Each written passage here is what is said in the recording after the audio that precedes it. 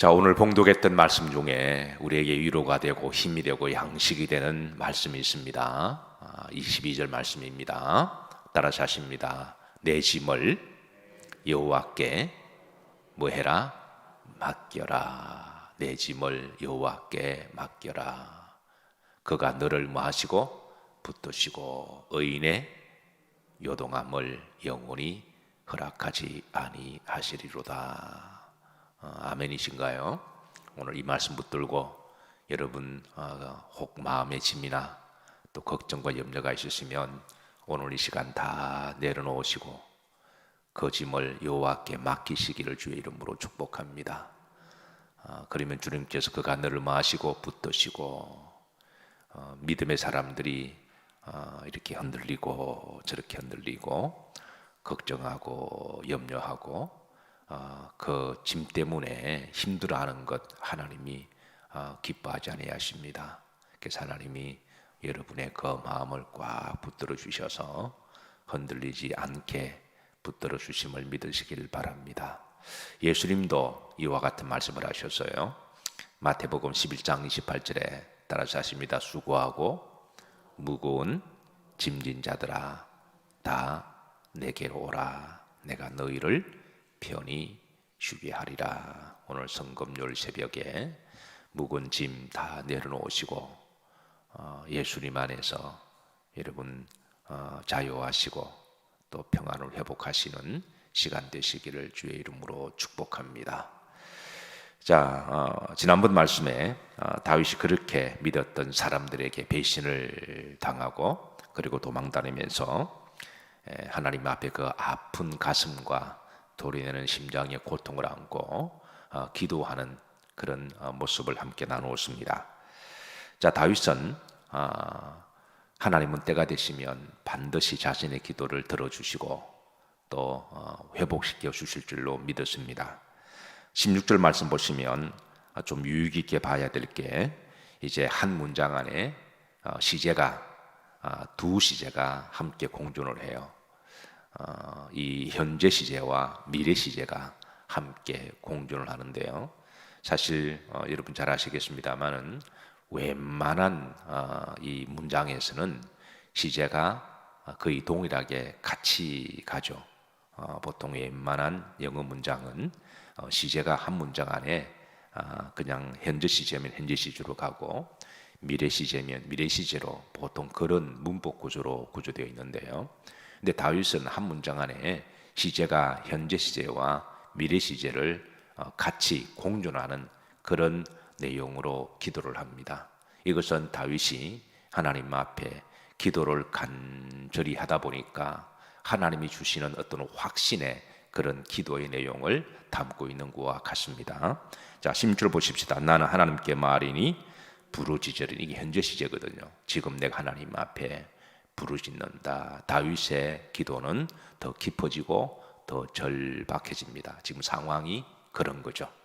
지금 도망다니면서 아들 압살롬이 그 아들이 배신하고 그리고 그렇게 믿었던 어제의 친구들이 오늘은 원수가 되어서 칼을 들고 죽이려고 쫓아오는 그런 배신 앞에서 그 절박한 상황 속에서 다윗의 기도는 더 깊어지고 더 간절해지면서 그의 기도는 단식으로 부르짖는 기도로 바뀌고 그런 기도를 통하여 후렴지를 보시면 여호와께서 나를 뭐 하시리로다 구원하시리로다 미래 시제로 그렇게 바뀌는 건 이거는 확신이라는 거예요. 다윗의 기도가 이제 간절해지고 깊어지자 어느 순간부터 하나님이 다윗에게 어떤 확신에 대한 어떤 감동을 주십니다. 그리고 이런 구조는 이제 17절에도 이어집니다. 17절 저녁과 아침과 정오에 내가 근심하여 말이니 탄식하리니. 근심하여 탄식하리니. 저녁과 아침과 정오에 내가 근심하면서 지금 다윗은 무거운 짐을 지고 도망다니는 안 그래도 힘든데 무거운 짐까지 지고 가니까 얼마나 힘들까요? 그런데 그래서 하나님 앞에 그의 기도는 탄식으로 절규로 바뀝니다. 그런데 그렇게 기도하다 보니까 자, 또 미래 시제로 바뀝니다. 여호와께서 내 소리를 말이로다 들으시리로다. 하나님이 내 기도, 단식, 부르짖는, 절규하는 기도를 하나님이 들어주신다. 그리고 이것은 곧 하나님이 회복시켜 주시고 응답하심에 대한 다윗의 확신입니다. 아직까지는 아무런 어떤 결과물이 나온 것은 없어요. 아직까지 뭐 응답받았다라고 말할 수는 없지만, 그러나 분명한 것은 우리가 하나님 앞에 간절히 기도하고 그 기도가 깊어지고 그 기도가 때로는 짐승의 울부짖는 것처럼, 이 부르짖단 말은 짐승이 울부짖는 것을 말하는 거거든요. 그러니까 울부짖고 단식하며 눈물 흘리다 보면 하나님은 어느 순간에 우리에게 어떤 확신을 주십니다. 이게 이제 일컬어서 우리는 기도의 확신이라고 이야기를 하죠. 우리가 흔히 그런 말을 합니다. 저도 목회 초창기 때에 과연 우리가 기도를 얼마 정도 해야 되냐에 대한 그런 논쟁들을 이제 목회 초년병 전도사님들이나 또 이제 목사님들이 모이면 자주 이야기를 하고, 세미나 때도 이런 이야기가 화두가 되고 주제가 되기도 하죠. 그래서 어떤 목사님들은 그래도 30분 정도는 돼야 되지 않냐 그렇게 하시는 분도 계시고, 어떤 분은 1시간 정도는 해야 되지 않냐, 그래서 1시간 기도하는 법도 강의하기도 하시고, 존 윌슬리 목사님 같은 경우는 하루 3시간을 또 주장하기도 해서, 그래서 이렇게 기도의 양을, 시간을 그렇게 해서 이제 목회의 소담으로 이야기할 때가 들어있는데, 사실 성경에 보면 여기에 대한 답은 없어요. 기도를 1시간 해야 된다, 2시간 해야 된다, 30분 해야 된다, 여기에 대한 정확한 답은 없어요. 그러나 분명한 것은, 공통적으로 주시는 말씀은, 기도는 성령께서 확신을 주실 때까지 해야 됩니다. 우리가 그 기도가 깊어지고 간절해지고 하나님 앞에 하다 보면 하나님 어느 순간에 어떤 확신을 주십니다.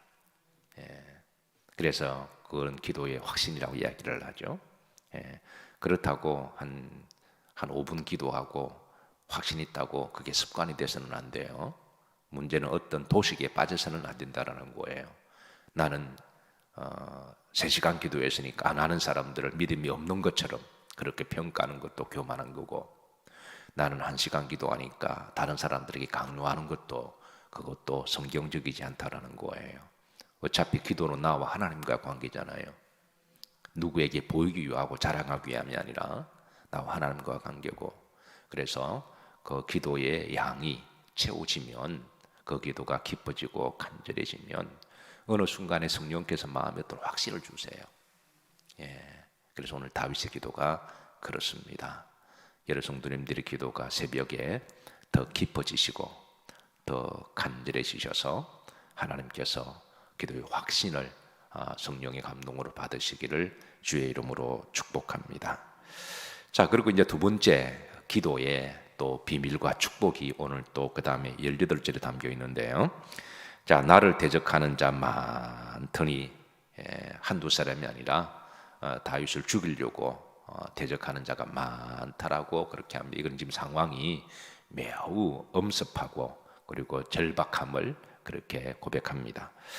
나를 치는 전쟁에서 저들이 이제 전쟁을 일으켜서 반란을 하는 것들을 이야기를 하죠.